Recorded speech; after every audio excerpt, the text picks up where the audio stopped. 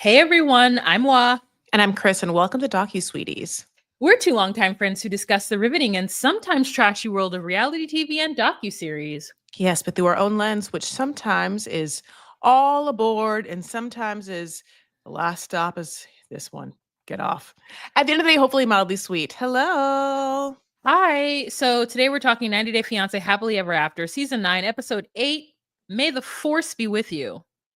I know someone says that, but I don't remember who said it. I wonder what the theme of Star these... Wars. Yeah, it's Star Wars, but like... May the is that Fourth be with you. I mean, as someone who's a Skywalker fan, You know what? Last week's title was Hasta la Vista, baby. So maybe the theme of this season is famous lines in movies. Let's see what the last episode was called. I didn't write it down. But anyways, I think that must be the trend that's going on. yeah. Oh yeah, There's No Place Like Home was episode 5, Wizard of Oz. And episode, yeah. You can't handle the truth. A boy's best friend is his mother. Houston, don't know what we movie. have a problem. Sorry. Yeah. Don't know what movie that is. A boy's best friend is his mother? Is that from, Radio Flyer? I don't know. Okay. Forrest Gump? Mm. I don't know. Doesn't it tell us something he would say? A boy's best friend is his mother. No, it's too put together for him. No, maybe like that's what she said to him. You know, Forrest, a boy's best friend is his mother. That's why it's okay that you... Yeah, I did an update on my phone, and one of the weird side effects is that it keeps wanting to connect to my computer, and no matter what I do, including turning it on Do Not Disturb or whatnot, it still will make that bit. So I turn the whole thing off. Anyway, moving on. So that's what it is. We're into Star Wars now. We'll see what happens. Hopefully something like Pretty Woman or something, like... Anyway, but yeah. All right. So first of all, we got to talk about the elephant in the room. And the elephant in the room is the Silver Twins deciding that they are going to do a music video and just give us AI fantasy. Have you seen it? Oh, no, I don't. I like, as moral thing, I cannot engage with like things that are like too much AI or like, I just don't. So if I see that it is that, I won't even look at it. Okay, No. yeah, because they have a music video with AI versions of themselves, and I saw pictures of it. Yeah, when I first saw it, I was like, "Oh, this is what they think they look like."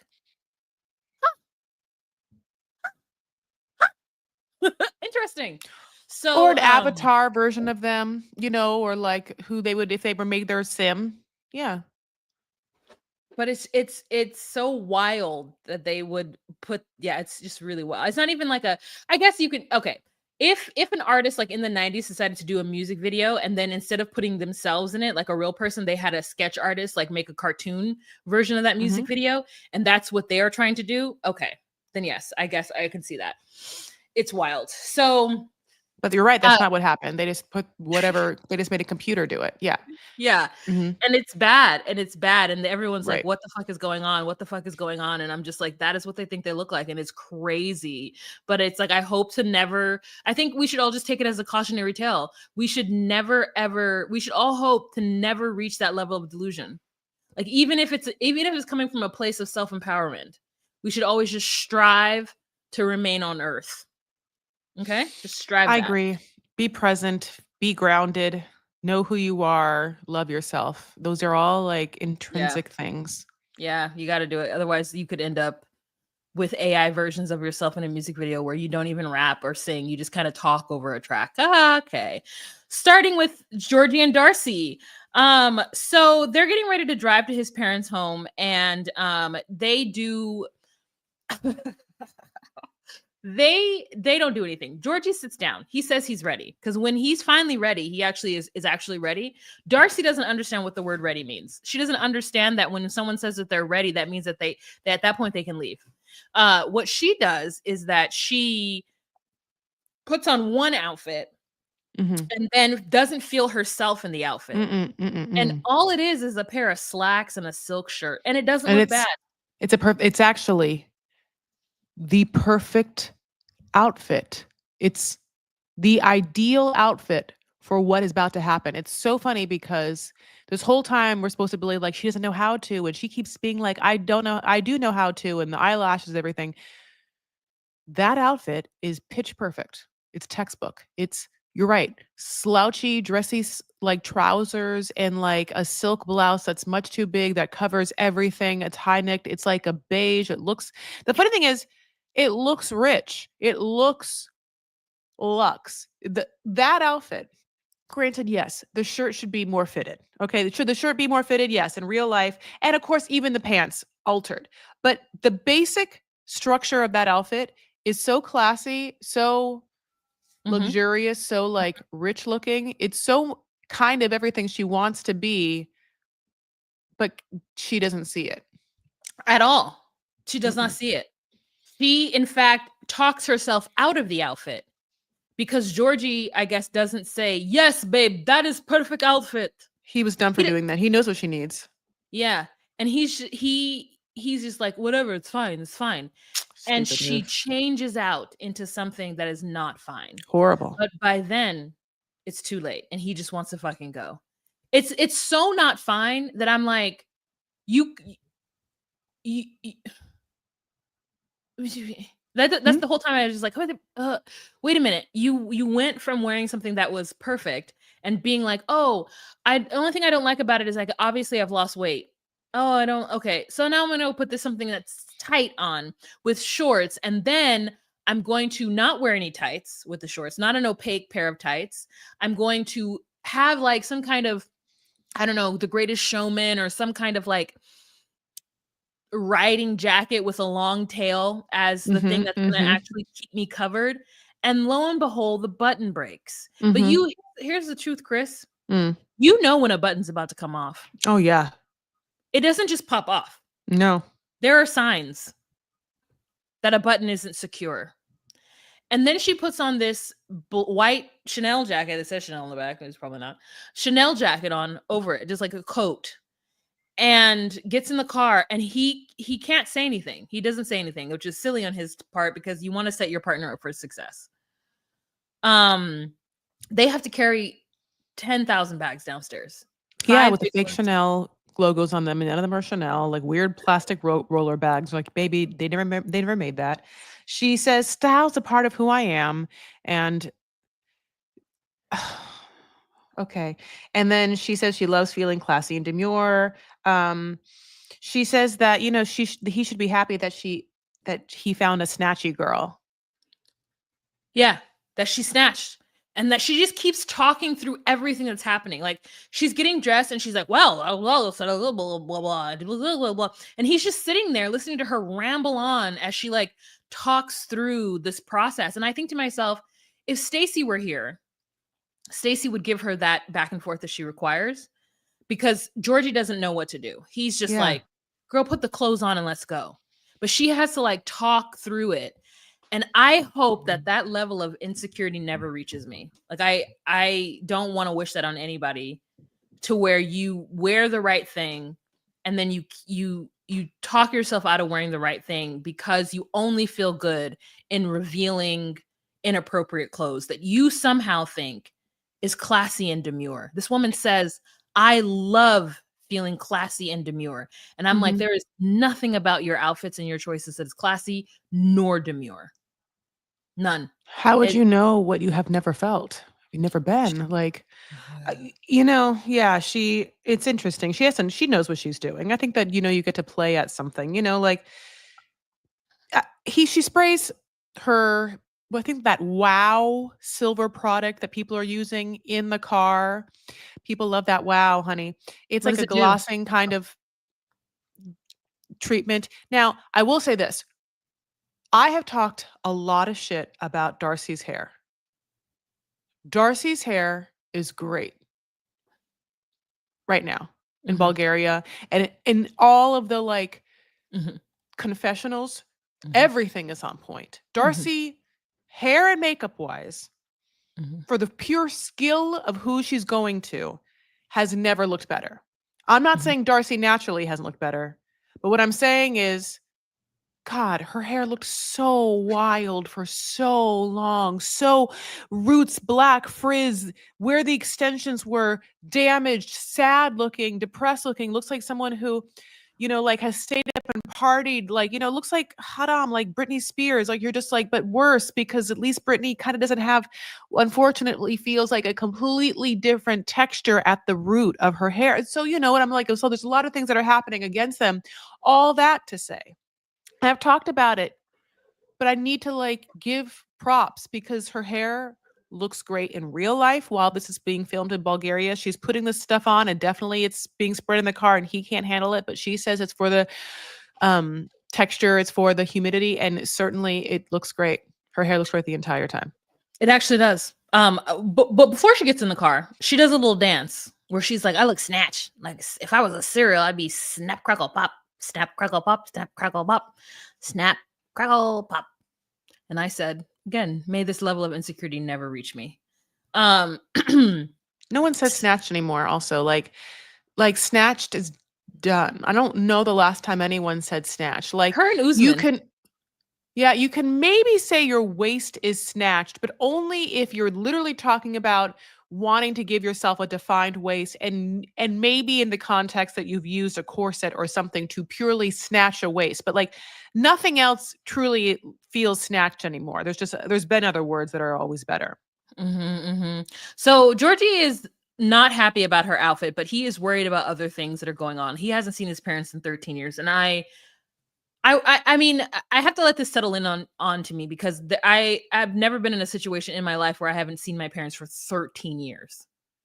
Like maybe I haven't seen them for a year and a half because I lived in another state and would they come visit me? Never. But like 13 years only through FaceTime or some kind of video chat. That's it. You left Bulgaria and never fucking went back. It feels like, and so he's got a lot of things on his mind. So he doesn't have time to like go over things with Darcy.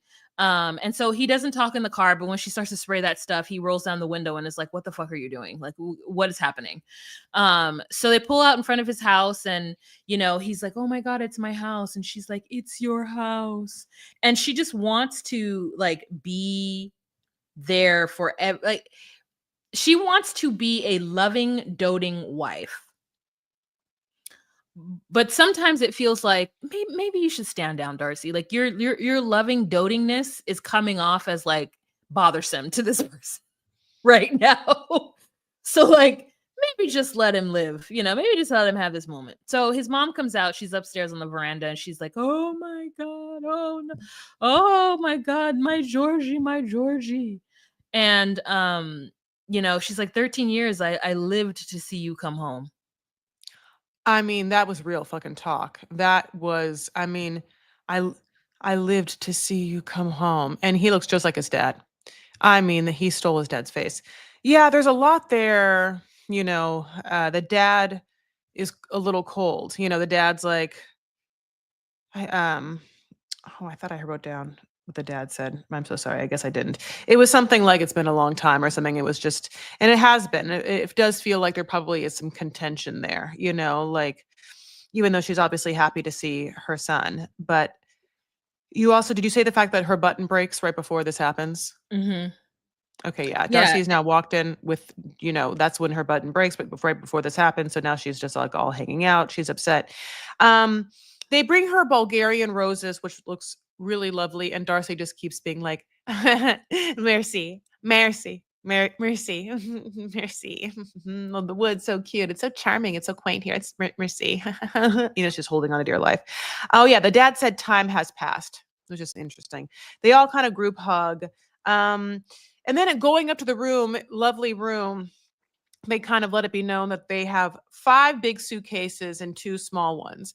And the parents' faces for this are aghast. Now, I want to be like, well, how long are they going to be there? And because I just did a lot of time. I did 6 weeks, but I washed clothes. And I had 1 big suitcase, 2 small suitcases, 1 duffel, and 1 bag.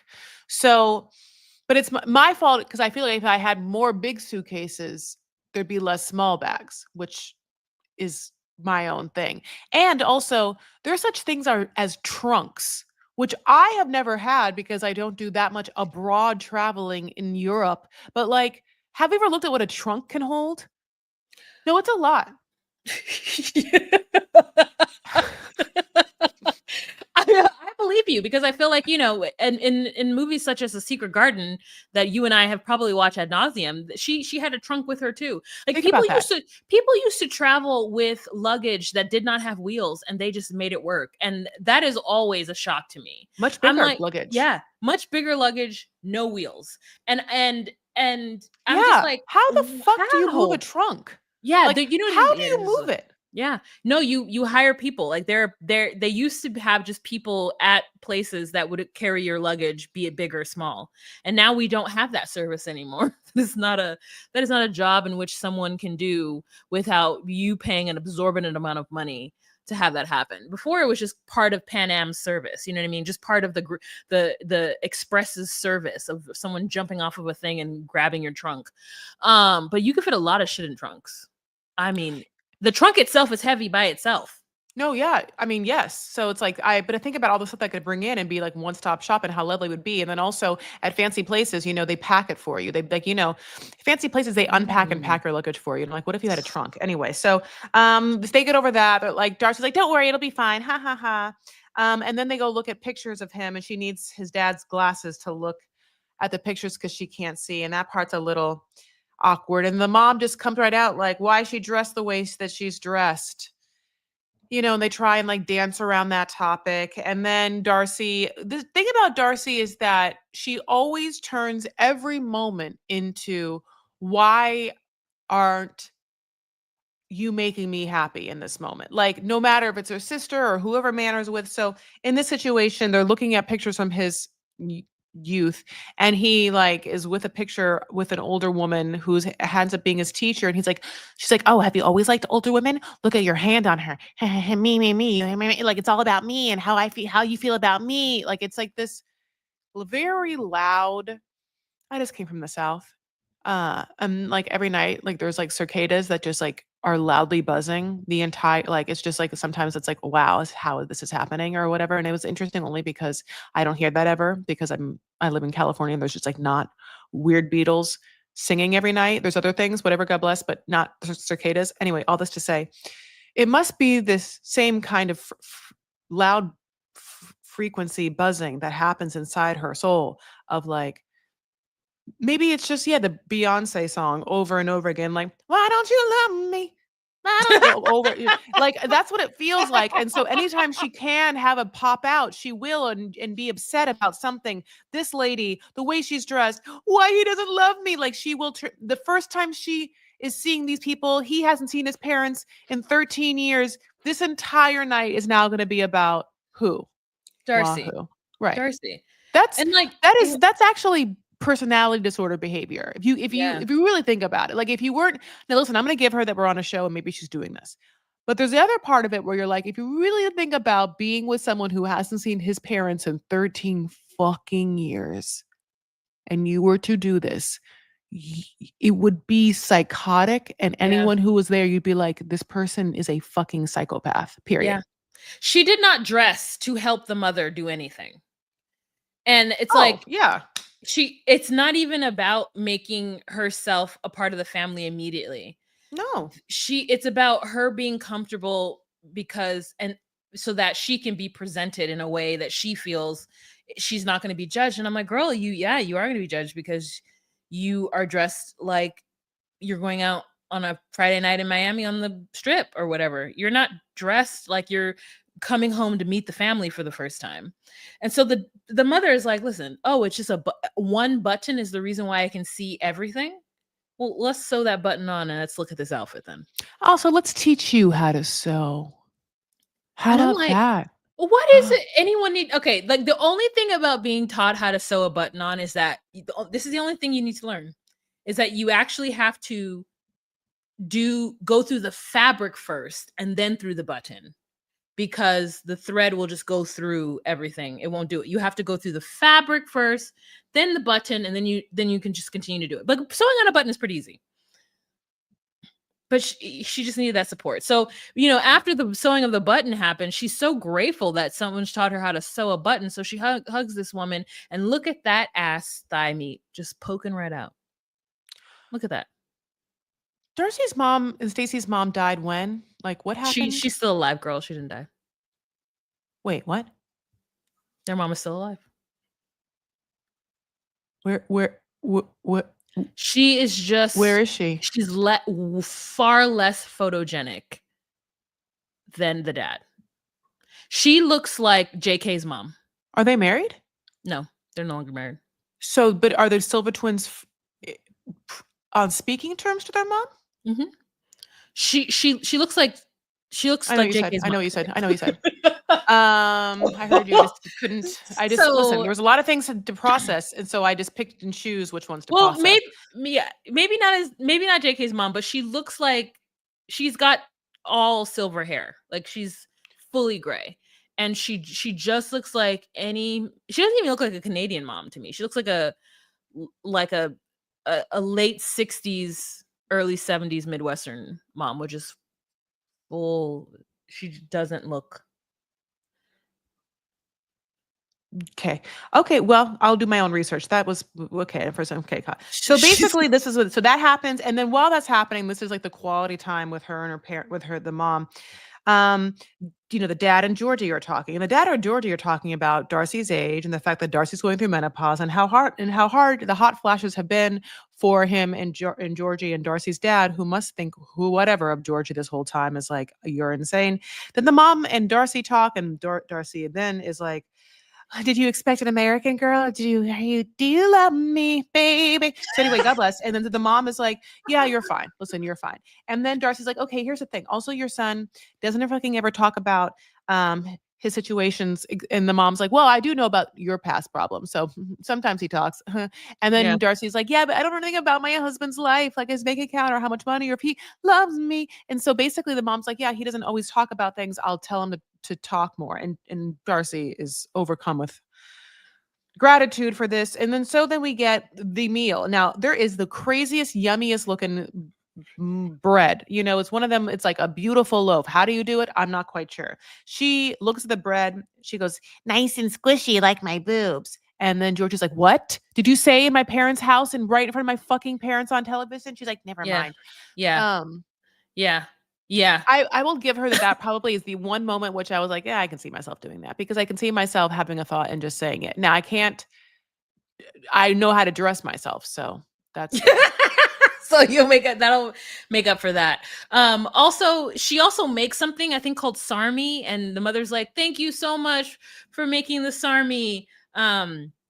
And she's like, oh, okay. And then they have a confessional where he's like, I'm just so happy to be home and have my mother's home cooked food. And this is where, again, Darcy can't just let it be. She can't just let him say the thing and just move on. She has to say, yeah, your mom is an amazing cook and she does it with love. And I'm like, an amazing cook? What about Bulgarian cuisine do you know to compare it to say this woman is an amazing cook? She just has to be superfluous and add the most extra stuff and do it big, and we got to have the love and the like and the life in order to move on with our love and like and life. It's just it's all this extra stuff, and again, may that level of insecurity never find me. The mom then chastises Georgie for their marriage troubles, and it's happening at the dinner table. And he is not okay with it. He's like, listen, I haven't seen my parents in forever. And there's probably shit between him and his parents that Darcy has no idea about. Oh, yeah. Yeah. And so he just wants it to be an event where he's chill. And he's probably, I don't know, maybe him running off to America wasn't the idea. Maybe he was supposed to take over the family business and he just shirked down his responsibilities. You don't know what is going on with that man. No, you don't. She never even thinks to ask. I'm surprised she didn't babe, why didn't you ever want to go back? What were you running from, babe? But no, again, she's only worried about her. So she's crying now at the table because he's upset that the mom brought up the fact that he doesn't talk to her. And so now he's upset at that. She's crying and it's awkward. And that's when the mom assures her that he, in fact, loves her. Why don't you love me? Yes, honey, is he baby. wouldn't just bring home anyone because he's never, in fact, brought home a friend. And quickly he's like, not friend, because he is paranoid and walking on eggshells all the time Mhm. that she, whatever, God bless. So brought home anyone. And so she decides this is an acceptable gesture and sacrifice, and she quells her own emotional outburst at the dinner table. She sort of apologizes, but in her confessionals is like, well, you have to allow me to be me, and they have to like love me for who I am. And it's like, oh, just so you know, y- you're unlovable if you don't think that other people deserve comfort and respect in their own home. Don't be at these It's not people's the same. don't be Like, crying at these people's dinner table. Let me just feel my feelings. Okay, Darcy. Yeah. Yeah, you're fine, but maybe not on day 1. Maybe not on hour 2, you know? don't ask about things that are triggering for you, Yeah. like whether this man at his core likes you. Yeah. And also, can you just hide the fact that you're jealous of a teacher that happened 25 years ago for him? No. Okay. Because then in my mind, she was like, oh no, does he have a fetish for old women? And that's why he loves me? Oh no, it's a nefarious reason why he loves me. It's not because he wants to be famous or he wants my money or he like now it's like because he's always loved old women and I'm just an old woman. So I'm just a fetish now for him. I mean, I don't know Yeah. what the fuck. Yeah. Yeah. But Yeah. let's move on. Okay. Now, What else? the streets are really, this is Tiger Lily and Adnan. Now, the streets are really, there is a very other side of the aisle for me, group of people who are like, if the way that Adnan is attacking her Christianity is just so inappropriate, and if it were the other foot, it would blah blah blah blah blah. I'm like, first of all, the shoe is on the other foot. The way that these producers show Muslim men consistently and constantly, and they keep casting the same character over and over again, is them making a comment about Islam. In the same way that Adnan is rudely making a comment about, I don't think Christians, I think specifically Tiger Lily's Christianity. And as a former Christian, I too judge her. When someone's like, I identify as Christian, but like doesn't go to church, doesn't do anything, like does like when's the last time you prayed? Like whatever. There's a part of me that's like, you lukewarm. Not even lukewarm. You're just like a tepid. Not even a tepid. You're a freezing cold Christian. But that comes from the judgy side of my ex-Christianity, of like where you judge people based on how much they do for the Lord in public, out loud. I honestly, I guess I don't feel bad because she's old. This like if this was a 24-year-old, okay, a 24-year-old like intensely Amish lady trying to get a 44-year-old man who has children, who's already been married, who already been divorced, heavily American, to do anything, wouldn't you be like, well, whatever, he's gonna do whatever he wants. And if he's gonna hear what she's saying and he's gonna continue, and he's been choosing this since before we've known him, what's the problem? Because he's not the victim or in a different position. She's the loud, or in this scenario of like the Amish young girl and the older man, like we recognize that he has the power to get out of this at any moment. He in fact is choosing this in every moment. Every single moment that happens after was a choice that he made to continue in it. And I think that maybe this is where it's like for sure certain situations when there's a repressed like or like a someone who is oppressed, I guess. They don't have the choice in every moment. There's a lot of external factors, right? Money, Mhm. position, where they are, social class, all of it. I do not see that in this any situation in this situation where she is oppressed. Mhm. So I cannot do anything but decipher that she's chosen this. So Mhm. why what fight No, is there? the streets are just upset at Adnan, and they're going off on him. And a lot of Why? people are letting it happen because they say that he is insulting Christianity when he said that if their child isn't Muslim, he will be a drunk and a killer. So last episode, when he was saying all this nonsense about what their kid's going to be because he's not Muslim, Okay, um, yeah.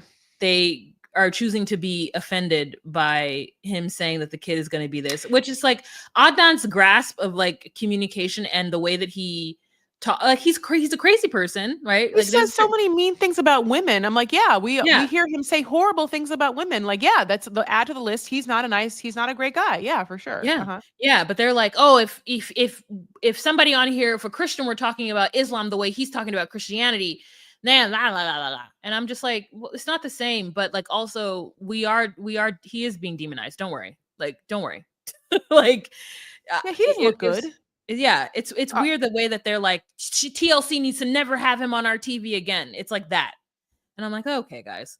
So she's oh, after the fight, she's in her bedroom crying and saying that like she's just like he's never gonna understand. And I think at this point she recognizes that she either needs to shit or get off the pot. And right now she's gonna have this baby tomorrow, and so she can't shit. So she just has to get off the pot. she horrible metaphor. she can't get out of this relationship. If she doesn't want to raise this child on her own, which she does not, if she doesn't want to have a failed marriage, which she does not, Why? She's already doing it. yeah, She but already has those things. So what's the yeah, big deal? she wants to continue in this relationship with this man. And so I'm watching her like cry and I don't feel bad for her because again, like you said, she is choosing this. And so then he comes in and he's trying to like talk with her again and he further digs himself in the hole and she's like, there's no reason for us to talk. You don't understand what I'm saying and I just don't want to deal with it anymore. And he's like, I don't want to hear this word trust. If I hear this word trust one more again, you're going to be sorry. And I'm just like, if at that point she's not like, go ahead and get on an airplane and go home, we'll figure out how to get the divorce in Jordan, seeing as how that's where we got married. And Oh yeah. hopefully, yeah, like let's just cut this out now because I cannot be with a man child. I cannot. But she doesn't. She wants to be with him, and so therefore Mhm. this is now all her choice. And Mhm. I don't feel bad for her the same way you do. No, Not at all. Not at all. she's tickled by him, what? Mhm. Next scene, he comes in dressed to the nines for the hospital. Oh, and she's like, "Baby, where are you going, baby? Baby, oh no, you can't. You're gonna be like in a smock. We're all gonna be like in hospital gowns." And he goes, "Do you want a luxury husband or trash husband?" And she's like, "I love you so much, luxury. Obviously, luxury is why I'm being with you. My God, I only care about aesthetics. I only care about the way things look, and that's why I'm with you. So definitely, I'm into it." Like that is what it's Wait a happening. minute. I love this so much that I had to take pictures of it frame by frame. It's her looking at her cologne closet, her cologne cabinet to see what she's gonna do. She turns around, she sees him. There he is. And then she laughs and laughs and laughs. The girl is tickled beyond compare. And I just could not get enough of her. This is the most genuine thing I have ever seen Tiger Lily do. It is like, huh? Heh, heh, ha, ha. She's And I loved it. Yeah, she loves him. She all this is fake and she loves him and she loves what he's giving her. She's tickled by it. Like Yeah. that's the truth. So they get in the car and she keeps saying that she's focused on baby Zane and he's like, and I'm focused on the fact that you have a beautiful husband. And she's Yeah. like, I know, baby, that's why I take it all because that's all I care about. And that's Yes. the truth, honey. So then at this point we get this weird scene where he's like, baby, I want you to say a blessing for us. And she's like, but I heard that all it takes to be Muslim is to say like 3 words like Beetlejuice or whatever. And so if you get me to say those 3 words, I'm suddenly Muslim. He's like, no, I would never do that to you, baby. Yallah. So why Yeah. don't you just say Allah, Allah, Allah, Allah, whatever. And Allah, Rahman, Hakim, louder for Allah to hear. It's like very Ursula. Wallah Bakba, Allah, Abdi Karim. Yeah. Like, And he's just gonna like take that right now, honey, and just like take away her legs, like in this fucking car, like yeah, that's exactly what happens. and We then don't know what the words are. yeah. I don't really know what the words are that just immediately proclaims you, but it does feel like that's what it is. She's only too happy to say it. She definitely isn't like, baby, let us go ahead and say it in the Christian talk because I know how to pray. I do it all the time. Dear God, thank you for the babies. Mhm. Bye. Whatever God bless. She's also wearing a Skims dress. I mean, which is on brand. A, for Kim Kardashian, and B, for her, whose brand is Kim Kardashian. Shall we move on? Yeah. All right. So next couple that we're going to talk about is Gino and Jasmine, and this is another kind of study in how like one grown ass person does not take responsibility for the choices that they've made, and the outcome of said choices. So we start off with Jasmine and Matt in the gym, and they're working out, and she's talking about how upset she is about what happened last night, and that she's in a grumpy mood, and then she yells at him for giving her the wrong dumbbell, and we're like, oh yeah, you are in a grumpy mood. She's talking, and she's like, yeah, so la la la la la la Gino, no, I'm using the 10, not the 5. He's like, oh shit, okay. Ay, you pale gringo. Yeah, just like so upset. And in this one, I'm gonna say she does not look pregnant. This seems to be a before the pregnancy, or at least showing of the pregnancy situation. And so Matt's just like at this point fed up with talking about Gino. He doesn't want to talk about Gino anymore. And he ends up just telling her, like, hey, I know we said that we weren't gonna fall in love, but like, would you just consider being with me? And she's like, oh God. Then we cut to Gino.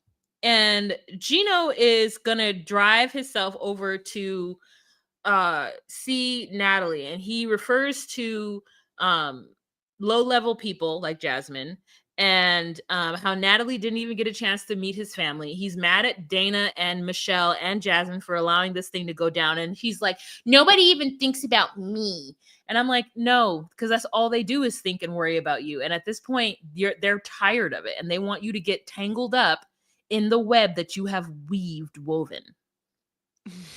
Yes. The funny thing is, even in this moment, again, Matt is talking about him. Like, like he is like, Gino doesn't even understand his inactivity to do anything has wreaked havoc on so many people. Like, I will say that this was like what the scene that you just described was Matt's best scene today. He had to say such things like that Gino's at the end of his life and as a child, wearing a Gilligan hat. He also said that this relationship with Jasmine is a boat that has too many holes in it. You can't float in it, so to let it sink. And then, of course, he then says that he's in love with Jasmine, who he repeatedly calls mama. So and that's when she was like, under different circumstances, Matt, of course you are the perfect man. But my Gino, what I got this. So all of that is ridiculous. But it's also funny because Matt's just like, I've been waiting this whole entire time to be with a woman of substance and quality. Okay, who's, again, children, she hasn't even brought up in the past like 2 years to Matt. Like, we don't even know does he know about the other kids in Panama? We're not quite sure. So Gino back with Natalie is back as she's packing the last of her carry-on roll-on in the same room with the jacuzzi corner. What jacuzzi corner? The bathtub corner. Corner jacuzzi, which is like one of the craziest, trashiest things I've ever in my life. I know that was the only thing. The only thing about, like, I never thought that Natalie was a prostitute until Jasmine said that, and then I was like, she's not that bathtub, and then I was like, oh, again, yeah, maybe she is. I do think that Natalie is a working woman, by the way. Absolutely. I think all of this huffo is just to make it seem like she's not, but I do think that she is, and that's why she got so upset, because she got clocked anyway, and it's because she would accept to have that room. And remember, like, how the two, anyway, all that. So basically, Gino wants to tap dance around his responsibility and skirt his responsibility. He's cognizant that Natalie blamed him, but he goes to the hotel, I think, under the pretense that there is a way for him to, I guess, still blame Michelle and Jasmine, not him. Yeah. And she's like, I'm going to tell you as plain as day, I said, get your fucking ducks in a row before I got here. And you said you did. And then when I got here, I heard that all of your ducks were in different places all over this room. And I said, says, yes, what? He said, well, that's your opinion. There are ducks everywhere. There are ducks everywhere. So what is I'm seeing ducks everywhere. They're not in a row. What are you talking about, Gino? Exactly. I don't know. I just don't want to be blamed for anything because the truth is that everyone should just do what I want them to do in my imagination, not do anything. But really, who we need to talk about is Matt Rico Suave. He's so short and so We don't even need to ugly. talk about him. I don't care about But Matt. yeah, but you should because you need to watch out for any short, ugly men who might want to steal your wife.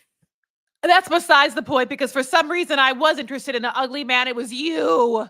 I God, was you. I was here every for time you, and Gino says that, no one was here for me. God, No one cares and that's about me. I was true. in the line of fire. I got shot. That's Honey, true. I'm carry on, and the vultures came for me, and you were nowhere when I looked Yeah, up. yeah, Yeah. that's true. Yeah. Dana had to be like, if you don't get your ass outside to Natalie. Yep. Yep. Yep. Yep. And so yeah, it's crazy that he calls Matt ugly so many times. It's crazy. It They is. both go they both go at each other a lot. Matt goes after him a lot too. Like for some reason I'm like, Gino's not at the end of his life. First of all, I think Jasmine should kind of feel some type of way that he says that because Jasmine is pushing 40 and Gino is just at the top of 50. So like, I'm sorry, are you going to say that Jasmine's almost done in 10 years? Like, no. He's at the end of his life. Matt, if you don't calm the fuck down, I will not have Gen X slander. Just kidding. she rolls her um things out. Gino does not go after her. Gino still blames Jasmine and Matt, even Michelle, for not treating Natalie well, not him. mhm. Producers asked for last words from Natalie, and she's just like, oh, get me the fuck away out of this state, honey. She was like, I'll never come back to Michigan. Not ever. Yeah. Yeah, not ever. Not ever. So then we move on to Andre and Libby. And this is not the standoff that I wanted it to be. First of all, she's at home cleaning her already cleaned house. Like the people have already come through and cleaned her home, and she's now just picking up residual gummy bear stains. Yeah, that's just when you just are doing like the paper towel squirt with something that smells good, not even a cleaner, one that just makes like a smell. Yeah, Everything is gold hardware in that home. yeah, She picked a finish. She went with it. yeah. And the thing is, though, like as much as I feel like, oh, I like that, I'm like, oh, I don't like it as much now that I can see it in action. Like I need to see Cookie that it's too cutter. much. Yeah, Yeah. I need to see that it's too much. And Well, just like I hate this so much is why I wrote it down. So then basically as she's doing this and everything again, it's cookie cutter, was what I was saying, and the gold hardware, everything is like so much. It's like, oh my God, it feels like, it feels like very Christine early seasons, flip or flop. It's just like there was a choice made. She never picked gold. Okay, so basically he comes home. He's been, away in Moldova for this past week. He gets there and he brings what looks like cheap Valentine's Day flowers with the red and white. It's like the exact tissue paper or the Mhm, opaqueness of and the plastic and mhm. what looks like an inconceivable amount of carnations for one to assume that paper tender of a respectable value was Yeah. This is fake. transacted. Let me tell you, and I like to believe everything. I will suspend my disbelief. But this man walks in, he pulls up in a car. So what? Your car was sitting at the airport for 10 days? Libby got home and like didn't pick the car. She just left at the airport. Uber Okay. Black. Oh, You like okay. you swerve into your Mm-hmm. driveway like nothing. Then you walk into the home with one suitcase, and we know damn well that you all took 8 suitcases there. She took 3 back with her. That means that you have 5 suitcases that you need to bring back. You come in with one suitcase, and the way you fling it to the side once you enter the home, once you cross the threshold, leads me to believe there is absolutely nothing in there. So this whole Nothing. entire interaction is Fakety fake. staged and Yeah. fake. And that's why they're not more upset at each other. She can't even stand her ground and say, I want to be a part of every decision that you make, meaning that Mhm. I am Mhm. going to say yes or no. And if we both don't unanimously agree, then it's not going to happen. Yeah. She's like, I'm not saying, she's like, I just want to know. Like, I need to know about You can every still make transaction. every decision. Yeah. Don't worry. You can still make every decision. I just need to know. So then what? Like it was very, very weird. And I'm like, you guys are fighting in front of the kids. So I know what must have happened is you were like, Ellie or Elle, mommy and daddy are gonna have a fake conversation in front of the audience, okay? In front of the cameras. We're not mad at each other. We're not mad. There is no way that those two have that conversation in front of their one cognizant child, and that child isn't like interrupting and feeling uncomfortable and asking questions and like in their face. Winston is sucking his binky and having a good time. He's like, my dad's home, I can bite him. Finally, someone I can bite. But yeah, he apologizes and said that he's sorry and that he wants to do another investment to make the money back. That sounds like gambling. Yeah, she's like, okay, baby, well, I'm still mad, but I'm really happy to see you because I missed you. Yeah. Anyway, God bless. So let's move on to Karen Guillermo. So we are hot on the heels of her Italian tour. She's been invited to the Italian studios of famous Bachata. singers. Yeah. I mean, I don't just tell so Nico and her get into her mom's what looks like a Ford Flex. And I've loved a Ford Flex for a very long time. I don't even think they make them anymore, but every time I see them, I'm like Ford Flex. And they are a classic car. So they're going to the airport, and the mom asks her about Guillermo. And you can really see how much her mother is on her side, period. Doesn't think that she's done anything wrong or has anything to like look on herself for the relationship, which is only interesting because relationships are usually 50-50. So there are things that you can probably work on. You know what I'm saying? So like it's interesting when parents either see their child as like purely perfect or only bad. Anyways, this one's a purely perfect one. Yeah. Did you realize that their age difference is such? He's 26 and she's 32. I didn't realize that they had such not to say that like it's such a huge gap, but I'm like, as far as like, and this is me using old, antiquated, whatever, as far as like the maturity of the way men goes, like he's 1 year from 25. 25 is a bebe. Now, not that 32 isn't a bebe, but 32, I feel like there's an imaginary threshold of 30 where I just expect better. And so she's in a different place mentally as to what needs to happen than he is. And so like it's just that was really eye-opening for me. And though they just talk about, mom's like, you need to go talk to a lawyer to see what your options are. And it also sounds like the house that he's staying in is their house, is a house that they own. So it's not as though like he was kicked out in the streets and had to figure out a place to go. How do they own so many homes? I'm pretty sure because of her real estate work and social media stuff, I'm sure that they've made enough money to.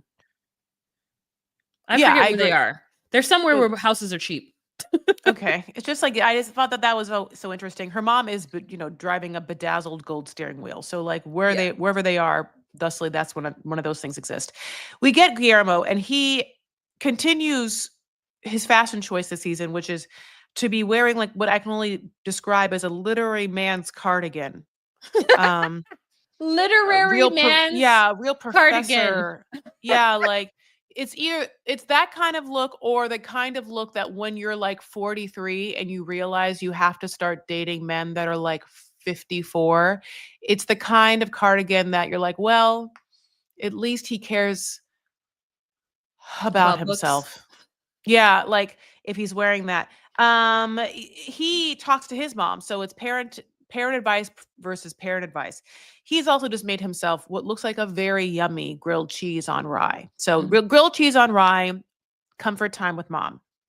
He and his mom FaceTime. He does get to FaceTime her in front of what looks like a cute wallpaper popped wall with cranes. That's probably Kara's doing, and I understand that. His mom tries to help him save his marriage, says that he should try. He cries immediately because, he can be real in front of his mom, who knows that he's not happy and he hasn't been happy. And his mom is like, try and just take her on a date. Now, this does feel like we're in two different pages and places, because what needs to happen is for Guillermo to quickly find a path that he enjoys that will give money to the family in a respectable way.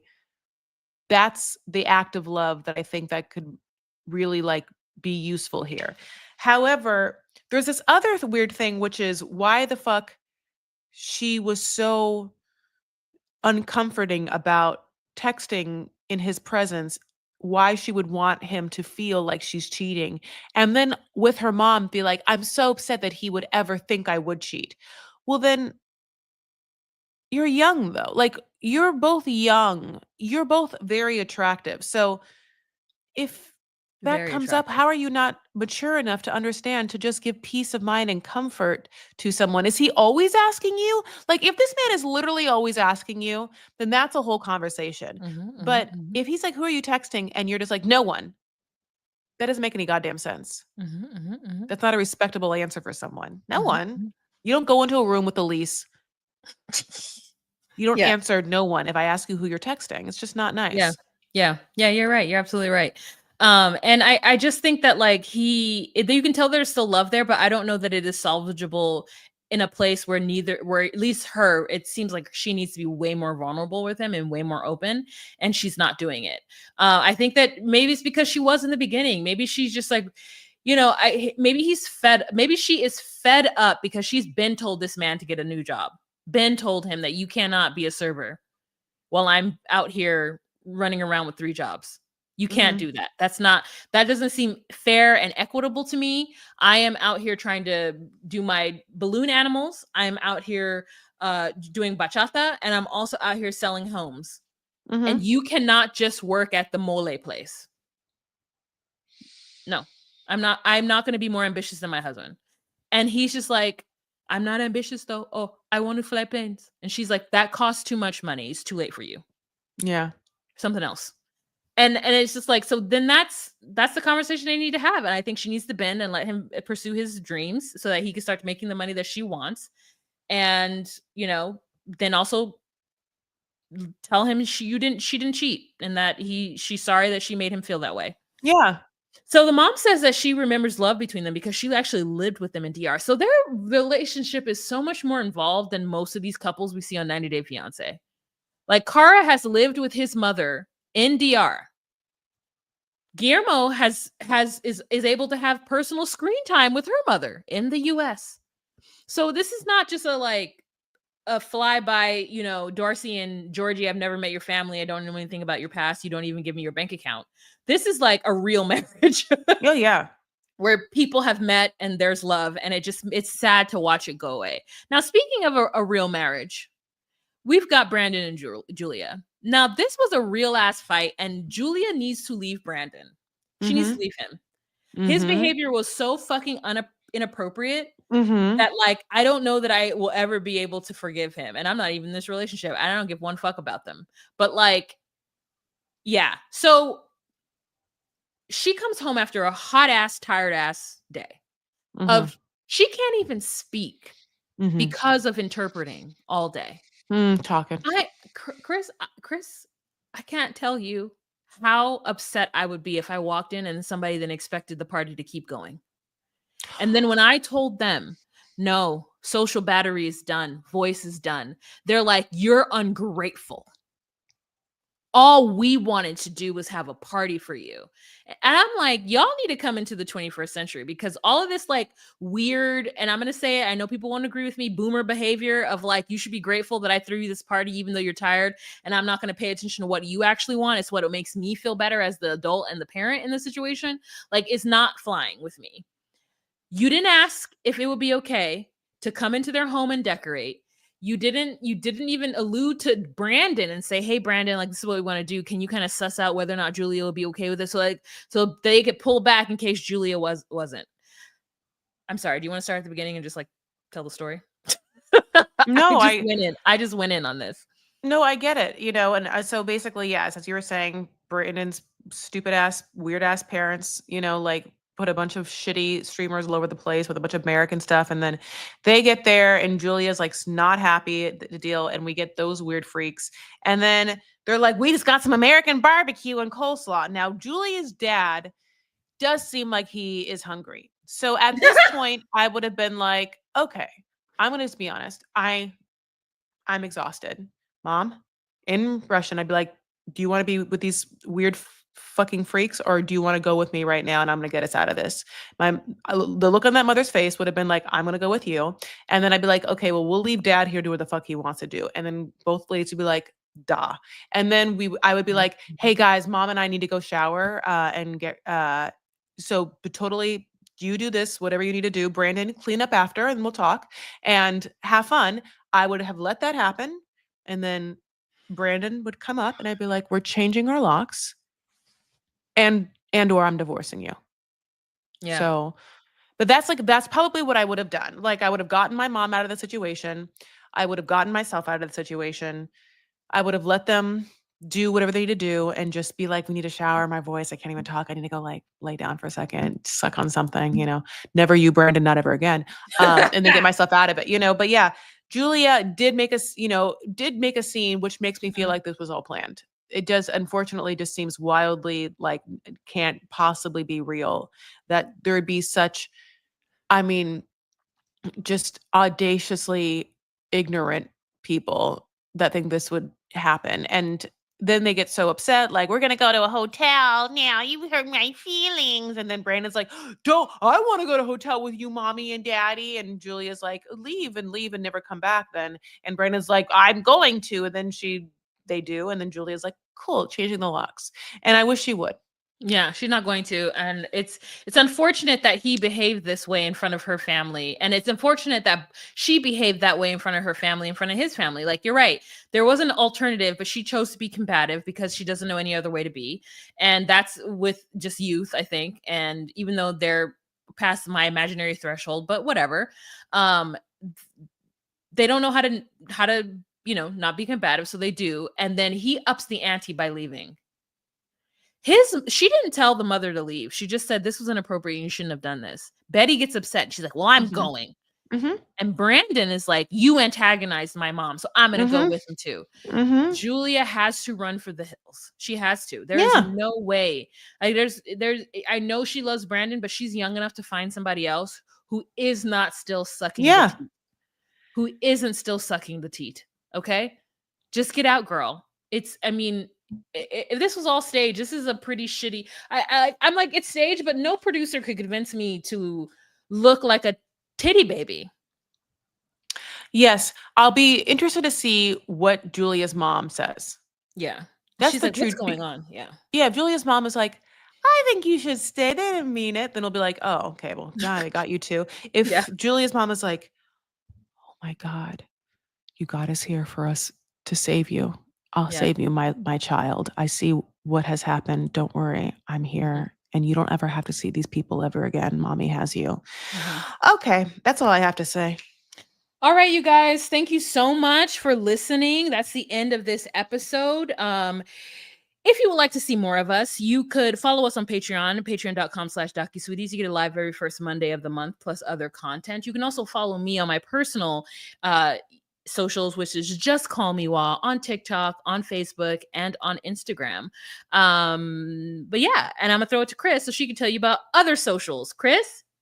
Yes, my love. And our September Patreon live will happen on Labor Day, which is exciting. It's all one glorious day, September 1st, Monday, Labor Day, holiday.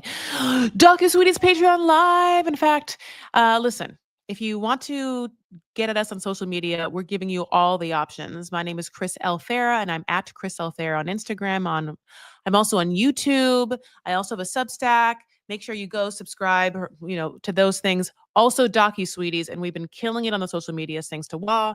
If you are watching Hunt for Love, you can see Wah give a shout out to all the nameless people we didn't know, and those people really appreciated that. So you can, they did. Yeah, I know, it was really lovely. So at DocuSweeties on Instagram, at DocuSweeties on TikTok. Of course, we have a Facebook group. We have a YouTube. Make sure you go to all those places, and we love you. We'll talk to you later. Okay. All right. Bye. Bye.